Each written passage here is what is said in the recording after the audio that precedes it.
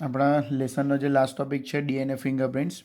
જો આપણે ડીએનએ ફિંગરપ્રિન્ટ્સની વાત કરીએ તો બરાબર છે, આ એક વર્ડ લખ્યો છે કે ડીએનએ ફિંગરપ્રિન્ટ્સ. તો આપણને ફિંગરપ્રિન્ટ્સને રિલેટેડ ક્વેશ્ચન થાય કે ફિંગરપ્રિન્ટ્સ એટલે શું. તો આપણને ખબર છે કે જે આપણા આંગળી છે, આંગળીની જે ટોચ છે બરાબર છે, આંગળીની ટોચ પર જો આપણે જોઈએ તો આપણી એક સ્પેસિફિક પેટર્ન છે બરાબર છે. એ સ્પેસિફિક પેટર્નને અકોર્ડિંગ ટુ આપણે એક સજીવ બીજા સજીવની એક વ્યક્તિથી બીજા વ્યક્તિની જો આપણે ડીએનએની પણ જો ફિંગરપ્રિન્ટ્સની વાત કરીએ તો એ કેવી આવશે? ડિફરન્ટ આવશે બરાબર છે. અહીંયા એક વર્ડ લીધો છે ડીએનએ ફિંગરપ્રિન્ટ્સ.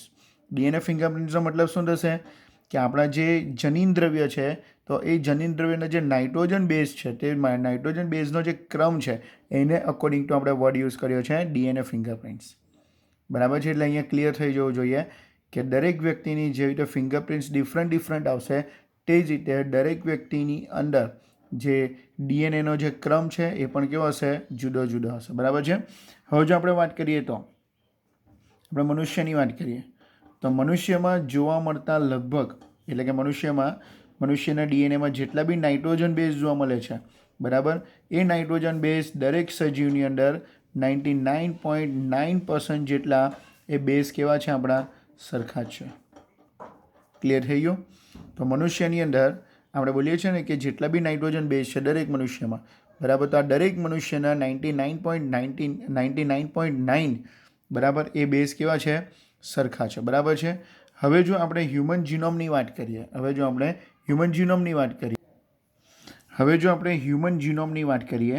બરાબર, તો આપણે એમસીક્યુ યાદ રાખવાના રહેશે. હવે જો આપણે હ્યુમન જીનોમની વાત કરીએ તો હ્યુમન જીનોમની અંદર 3 × 10⁹ બેઝ પેર ધરાવે બરાબર છે. એટલે મનુષ્યનું જે જનીન દ્રવ્ય છે, મનુષ્યનું જનીન દ્રવ્ય એ 3 × 10⁹ બેઝ પેર ધરાવે. તો તેને અકોર્ડિંગ ટુ આપણે જોઈએ તો તેમાં કેટલા બેઝ ક્રમમાં ભિન્નતા અને કેટલી હદે હશે બરાબર. તો જે મનુષ્યનું જે જીનોમ છે બરાબર એ કેટલા બેઝ પેર ધરાવશે? 3 × 9 બેઝ પેર ધરાવશે. તો આ જેટલા બી બેઝ પેર છે તો તેમાં કેટલા બેઝના ક્રમમાં બરાબર કેટલી ભિન્નતા હશે બરાબર. તો માની લે કે કેટલી ભિન્નતા હશે, આ બધા બેઝ ક્રમની અંદર કેટલી ભિન્નતા હશે બરાબર. અને એ જે ભિન્નતા છે બરાબર, એ જે ભિન્નતા છે બેઝ ક્રમમાં જે ભિન્નતા રહેલી છે બરાબર, કેમ કે 99.9 તો આપણે સરખા છે બરાબર, બાકી આપણે 0.1% જે આપણે જુદા છે. તો તે જે ભિન્નતા રહેલી છે એ ભિન્નતા બરાબર એ આપણા જે આપણે કહીએ ને કે વ્યક્તિગત રીતે આ ભિન્નતા એ વ્યક્તિગત રીતે આપણા સ્વરૂપ પ્રકારની અંદર કયા પ્રકારની અંદર? આ એમસીક્યુ યાદ રાખજો. આ બેઝ ક્રમમાં જે ભિન્નતા રહેલી છે એ ભિન્નતા સ્વરૂપ પ્રકારમાં પણ કેવી હશે? આપણને ભિન્નતા લાવશે. સ્વરૂપ પ્રકારમાં શું લાવે? ભિન્નતા લાવે બરાબર. કે જે આપણે એવું કહી શકીએ તો ચાલે કે બે વ્યક્તિઓ બરાબર, જો વ્યક્તિગત રીતે વાત કરીએ, બે વ્યક્તિઓ વ્યક્તિગત રીતે સ્વરૂપ પ્રકારમાં આપણને શું જોવા મળશે? ભિન્ન જોવા મળશે બરાબર. તો આ જે ભિન્નતા છે એ બે વ્યક્તિઓ બરાબર, અથવા તો આપણે એવું કહીએ તો ચાલે કે વસ્તીમાં આવેલા લોકો વચ્ચે આ ભિન્નતા શું લાવશે? એક જનીનિક તફાવત લાવશે બરાબર. તો આ જે ડીએનએનો ક્રમની અંદર જે આપણને ભિન્નતા જોવા મળશે તે બે વ્યક્તિઓની અંદર પણ ભિન્નતા લાવશે. ઇવન વસ્તીમાં રહેલા જે લોકો છે એની વચ્ચે પણ શું લાવશે? જનીનિક ભિન્નતા લાવશે, કે જેનાથી આપણને દરેક વ્યક્તિઓ વચ્ચે ભિન્નતાનો ખ્યાલ મેળવવા માટે શું રહેશે? ઉપયોગી રહેશે બરાબર. પરંતુ આપણે જો દરેક વ્યક્તિની અંદર જો ડીએનએની ભિન્નતા ચેક કરવી હોય બરાબર, અથવા તેનો અભ્યાસ કરવો હોય તો તેના માટે આપણને પહેલાં શું ખબર હોવું જોઈએ? ડીએનએનો જે અનુક્રમ છે બરાબર, એ ડીએનએનો અનુક્રમ જો ખબર હોય તો આપણે દરેક વ્યક્તિ અથવા તો વસ્તીના કોઈ પણ જે વ્યક્તિ છે બરાબર તેના પર આપણે શું કરી શકીશું? તેનો આપણે ક્રમ જાણી શકીશું. જો ક્રમ જાણી લીધો બરાબર તો આપણને દરેક વ્યક્તિની વચ્ચે જે ડિફરન્શિએશન છે એ ખબર પડી જશે. પરંતુ આ ડીએનએનો જે ક્રમ જાણવો છે એ ખૂબ જ કેવો છે? કઠિન તો છે જ, પણ આપણે એવું કહેતો ચાલે કે મોંઘું કાર્ય છે. લાસ્ટ ટાઈમ આપણે પેલા હ્યુમન જીનોમ પ્રોજેક્ટની અંદર જોયેલું એક નાઇટ્રોજન બેઝને જાણવાનો ખર્ચ $3 છે એક નાઇટ્રોજન બેઝને. તો આપણી પાસે કેટલા છે? 3 × 10⁹ બેઝ પેર છે. તો તમે વિચાર લો કે એ દ્રષ્ટિએ બરાબર આ કાર્ય મોંઘું કઠિન તો છે જ, પણ કેવું છે, મોંઘું પણ છે. ડીએનએ ફિંગરપ્રિન્ટ્સ એ સરખામણી કરવા માટેની બરાબર એક ઝડપી રીત છે, એવું બી કહી શકાય. એટલે આ જે કઠિન અને જે મોંઘું કામ છે, બરાબર, આ કઠિન અને જે મોંઘું કામ છે તેને સરળ બનાવવા માટે આપણી પાસે જે નવી ટેકનિક છે તે કઈ છે, ડીએનએ ફિંગરપ્રિન્ટ્સ. બરાબર, તો આપણી પાસે જે ટેકનિક છે કેવી છે, ડીએનએ ફિંગરપ્રિન્ટ્સ છે. અને આ ડીએનએ ફિંગરપ્રિન્ટ્સની મદદથી આપણે ઝડપથી દરેક વ્યક્તિના બરાબર દરેક વ્યક્તિની સરખામણી એટલે દરેક વ્યક્તિના જનીનની સરખામણી ખૂબ જ ઝડપથી શું થઈ શકે, કરવા માટે આપણે નાવડેઝ આપણે કરી શકીએ છીએ. ડીએનએ ફિંગરપ્રિન્ટ્સનો ઉપયોગ કરીને જે કઠિન અને જે મોંઘું કામ છે તે બરાબર આપણે સરળ રીતે અને ઝડપી રીતે કરવા માટે નાવડેઝ શું છે, સક્ષમ છે. બરાબર, હવે આપણે જોઈશું જે ડીએનએ ફિંગરપ્રિન્ટ્સ છે, ડીએનએ જે ફિંગરપ્રિન્ટ્સ છે, બરાબર, આ જે ડીએનએ ફિંગરપ્રિન્ટ્સ કઈ રીતે કામ કરશે. બરાબર, તો યાદ રાખજો કે આ જે ડીએનએ ફિંગરપ્રિન્ટ્સની અંદર જે ડીએનએની અંદર આવેલો જે ક્રમ છે, ડીએનએની અંદર બરાબર આવેલો ક્રમ, ડીએનએના ક્રમમાં એટલે કે ડીએનએનો જે ક્રમ છે એ ક્રમમાં આવેલા એવા કેટલાક વિશિષ્ટ પ્રદેશો, ડીએનએના ક્રમમાં આવેલા એવા કેટલાક એવા વિશિષ્ટ પ્રદેશો છે, બરાબર, કે એવા વિશિષ્ટ પદાર્થો છે એવા વિશિષ્ટ પ્રદેશો છે કે તેવા પ્રદેશો વચ્ચે આપણે જોવા મળતો શું છે, તફાવત.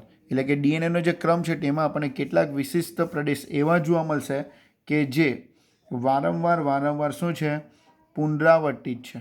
એવા વિશિષ્ટ પ્રદેશો જે વારંવાર શું છે, પુનરાવર્તિત. તો આપણે એને પુનરાવર્તિત ડીએનએ પણ કહી શકાય.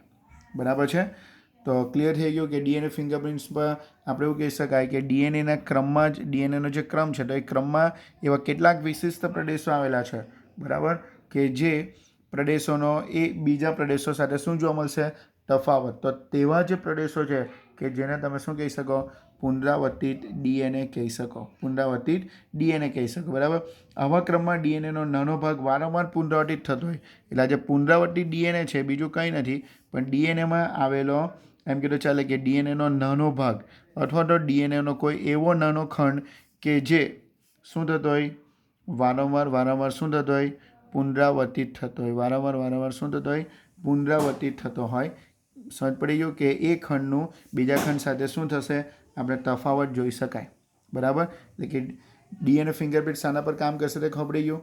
તો ડીએનએની અંદર જે ડીએનએનો જે ક્રમ આવેલો છે એ ક્રમની અંદર એવો ચોક્કસ એવો ભાગ છે કે જે વારંવાર શું થાય છે, પુનરાવર્તિત થાય છે. બરાબર, એટલે એટલો નાનો ભાગ કે જે વારંવાર શું થતો રહેશે, પુનરાવર્તિત થતો રહેશે. હવે આ જે પુનરાવર્તિત ભાગ છે તેને આપણે કહીશું રિપીટેટિવ ડીએનએ.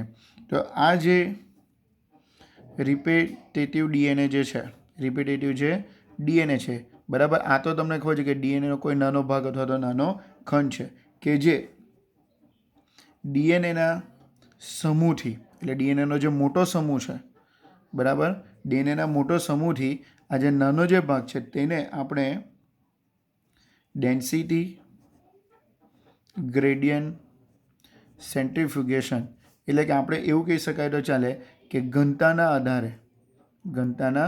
આધારે બરાબર એને આપણે જુદી રીતે શું કરી શકાશે, અલગ કરી શકાશે. એને જુદી રીતે આપણે શું કરી શકાય, અલગ કરી શકાય.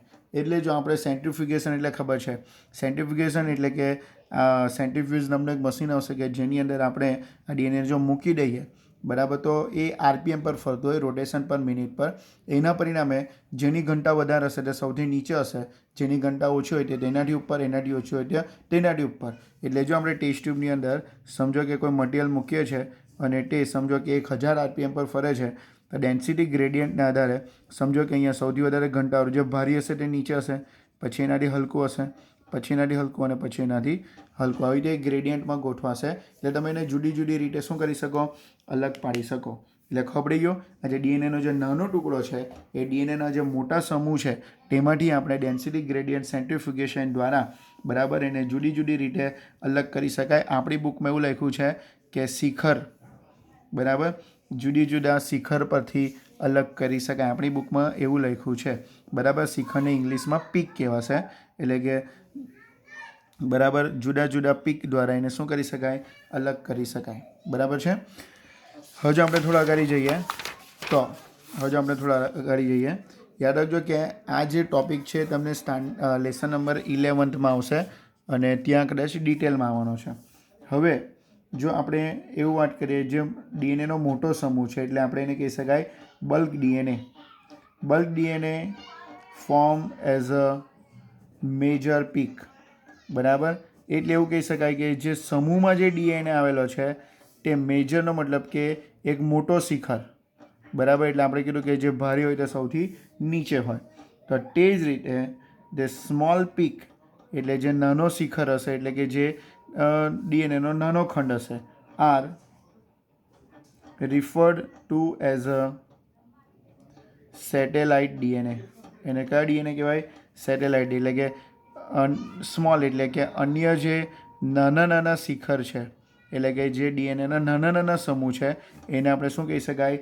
સેટેલાઇટ ડીએનએ કહી શકાય. એટલે કે જે ડીએનએનો જે મોટો સમૂહ છે, બરાબર, એ મુખ્ય શિખર, એટલે કે એ આપણે કીધું તેમ કે એને આપણે શું કહીશું? ડીએનએનો મુખ્ય ભાગ અથવા ડીએનએનો મોટો સમૂહ. પરંતુ અન્ય જે નાના નાના જે શિખર છે, બરાબર, તેને તમે શું કહી શકો? સેટેલાઇટ ડીએનએ પણ કહી શકો. બરાબર છે, તેને આપણે સેટેલાઇટ ડીએનએ પણ કહી શકીએ. યાદ રાખજો કે આપણે આ લેસનની અંદર આ જે પોઈન્ટ છે એને ટુકડા ટુકડા સ્વરૂપે સમજવાની જરૂર છે. તો આપણે પહેલો જે પોઈન્ટ જોયો તે પોઈન્ટમાં શું હતું? જે ડીએનએ ફિંગરપ્રિન્ટ્સ કયા બેઝિસ પર કામ કરે. બરાબર, તો આપણે પહેલાં કીધું કે ડીએનએ ફિંગરપ્રિન્ટ્સ કયા બેઝિસ પર કામ કરશે? તો ડીએનએની અંદર આવેલો જે ક્રમ છે તેમાં કેટલોક ભાગ એવો છે કે જે વારંવાર રિપીટિવ થતો છે, પરંતુ આ જે રિપીટિવ થતો, જે પુનરાવર્તિત થતો ભાગ છે ખૂબ જ કેવો છે? નાનો ભાગ છે. બરાબર છે. તો આ જે રિપીટિવ ભાગ છે તેને મુખ્ય સમૂહથી છૂટો પાડવાનો, એટલે બીજો પોઈન્ટ.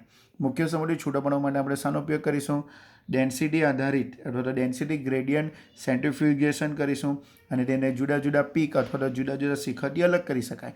તેમાં જે મેજર પાર્ટ છે, બરાબર, અથવા તો જે બલ્ક ડીએનએ છે, bulk DNA form as a major peak એટલે કે મોટું શિખર છે. જ્યારે અન્ય જે નાના નાના શિખર એટલે કે અન્ય જે નાના નાના ડીએનએના સમૂહ છે તેને આપણે શું કહીશું?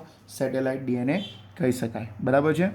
હવે આપણને ખબર છે કે આ જે ડીએનએ છે, ડીએનએનો જે ક્રમ છે તેમાં જે બેઝનું જે બંધારણ છે, એટલે કે બેઝ એટલે કે નાઇટ્રોજન બેઝનું બંધારણ છે, તેમાં એડેનિન સાથે ડબલ બોન્ડથી થાઇમિન આવેલો હોય અને ગ્વાનિન સાથે ટ્રિપલ બોન્ડથી સાઇટોસિન આવેલો હોય. કે આ બેઝ કેવો છે? બંધારણની દ્રષ્ટિએ કેવો છે? સમૃદ્ધ. એટલે એડેનિન, થાઇમિન, ગ્વાનિન, સાઇટોસિન એ સમૃદ્ધ બેઝો છે. એટલે કે આપણે બંધારણમાં આ બધા કેવા હશે? સમૃદ્ધ હશે. હવે આપણે જો ખંડોની લંબાઈની વાત કરીએ તો ખંડોની લંબાઈ એ પુનરાવર્તિત એકમોની સંખ્યા. બરાબર, તો પહેલાં તો આપણે કીધું તેમ કે પહેલાં જે સેટેલાઇટ ડીએનએ છે તેમાં ખંડોની લંબાઈ. બરાબર, બીજું જે પુનરાવર્તિત જે એકમો છે તેની બી પાછી સંખ્યા.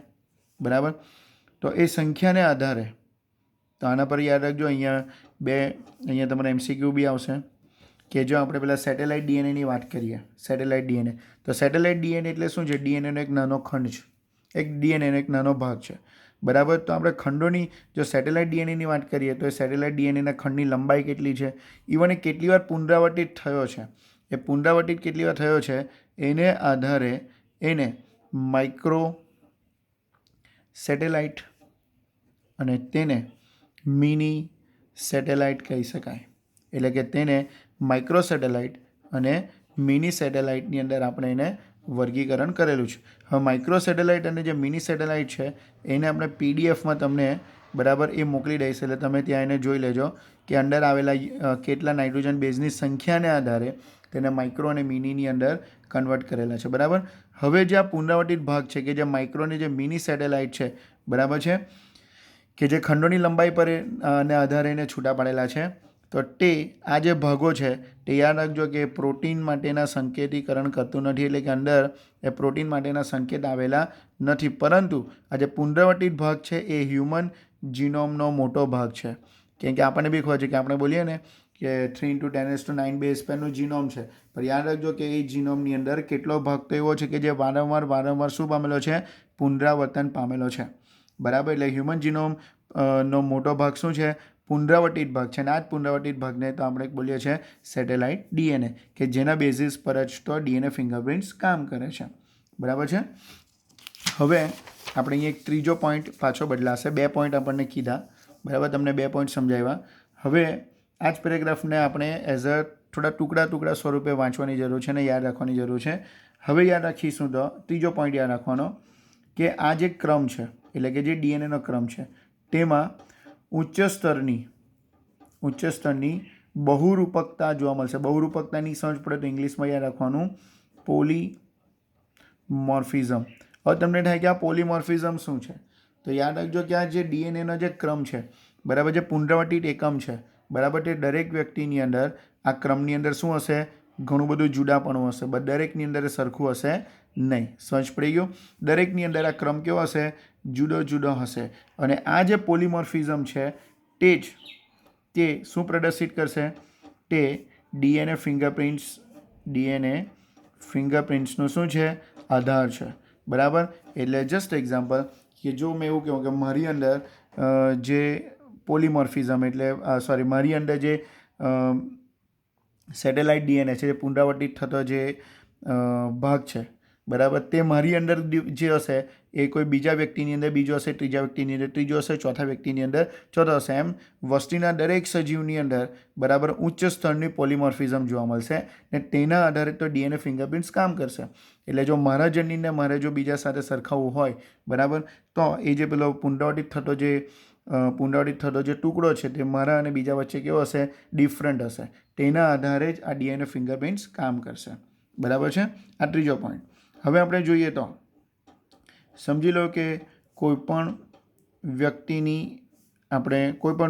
અંદર કોઈ પણ પેશી લઈ લો, પણ કોઈ એક જ વ્યક્તિની પેશીની વાત કરીએ. હા, તો એ કોઈપણ એક વ્યક્તિની કોઈ પણ પેશી લઈ લો તો એ પેશીમાંથી જે પ્રાપ્ત ડીએનએ છે એ પ્રાપ્ત ડીએનએ કેવું નીકળશે, સરખું જ રહેશે. અને એ ઓળખ માટે કેવું છે, ઉપયોગી છે. એટલે કે આ એવું કહેવા માંગે છે કે બોડીના કોઈ પણ પાર્ટમાંથી જો આપણે કોઈ ટિશ્યુ લઈ લઈએ, પેશી લઈ લઈએ, તો એ બધી કેવી રહેશે, સરખી જ રહેશે. અને એના આધારે જ એ આપણા ઓળખ માટે કેવી છે, ઉપયોગી છે.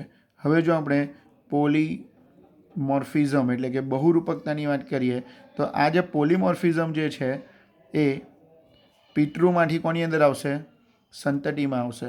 એટલે આ જે પોલીમોર્ફિઝમ છે એ કેવું છે, આનુવંશિક છે. પોલીમોર્ફિઝમ કેવું છે, આનુવંશિક છે, કે જેનો ઉપયોગ આપણે એવું કહેતો ચાલે કે સમજો કે પિતૃત્વ વિવાદ છે. બરાબર. પેરેન્ટલ ઘણી વખત એવું થયું કે ચલો હોસ્પિટલની અંદર બાળક ચેન્જ થઈ ગયું,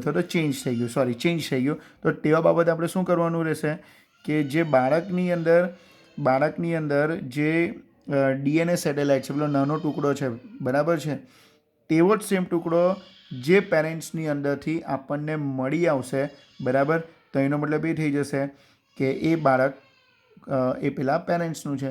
તો સમજ પડી ગયો. આ પોલીમોર્ફિઝમ એ શું છે, આનુવંશિક છે, કે જે પિતૃમાંથી કોની અંદર ઉતરી આવશે, સંતતિમાં. એટલે કે જો પિતૃત્વ વિવાદ હોય તો તે આપણે ડીએનએ ફિંગરપ્રિન્ટ્સથી, બરાબર છે,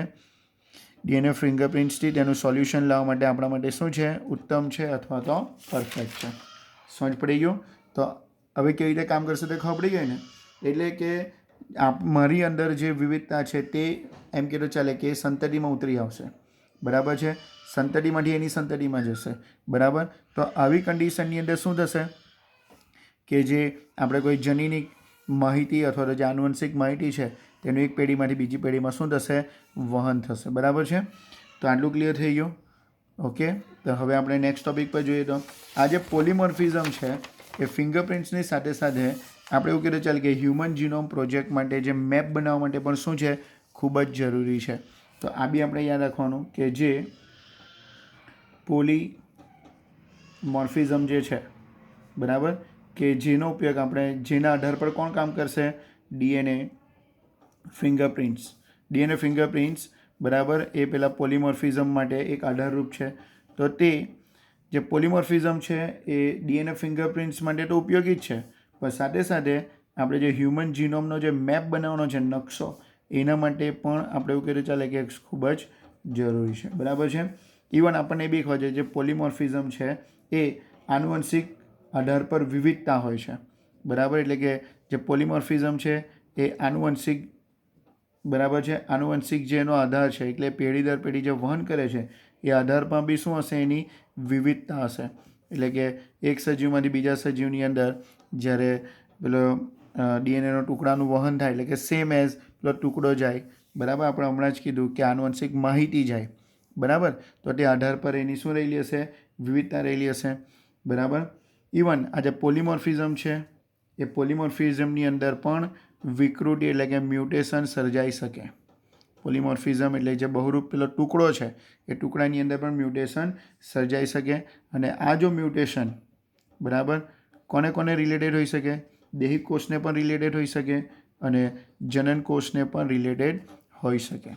એટલે આ થોડું અહીંયાથી એમસીક્યુ બેઝ કદાચ યાદ રાખવાનું રહેશે કે જે પોલિમોર્ફિઝમ છે એ ડીએનએ ફિંગરપ્રિન્ટ્સ માટે બી એટલું જ જરૂરી છે, બરાબર. તેટલું જ જરૂરી કોના માટે છે, હ્યુમન જીનોમ જે મેપ છે, હ્યુમન જીનોમ મેપ બનાવવા માટે પણ એટલું જ જરૂરી છે, બરાબર છે. અને આ જે પોલિમોર્ફિઝમ છે તેનો આપણે એવું કહેતો ચાલે કે તેનું આનુવંશિક આધાર બાબત પર કેવી છે, વિવિધતા છે. પોલિમોર્ફિઝમમાં જ જે પોલિમોર્ફિઝમ જે બહુરૂપતા છે, તો તેમાં બી શું સર્જાઈ શકે, મ્યુટેશન સર્જાઈ શકે. અને એ મ્યુટેશન દેહિક કોષો અને જનન કોષો પ્રત્યે હોઈ શકે, બરાબર છે. હવેથી અહીંયાથી થોડો ટોપિક ચેન્જ થવાનો છે કે જો જનન કોષની અંદર જો કંઈ વિકૃતિ આવે, પરંતુ એવી ગંભીર વિકૃતિ ન હોય કે જે તેની સંતતિ ઉત્પાદન ક્ષમતા પર અસર કરે, બરાબર, અથવા એવી વિકૃતિ ન હોય કે જે અસર કરતી નથી, તો એવા કેસીસની અંદર તે પેઢી દર પેઢી તેનું શું થયા કરશે, વહન થયા કરશે, બરાબર છે. તો અહીંયાથી થોડો ટોપિક ચેન્જ છે કે જે આપણે નેક્સ્ટ લેક્ચરની અંદર જોઈશું.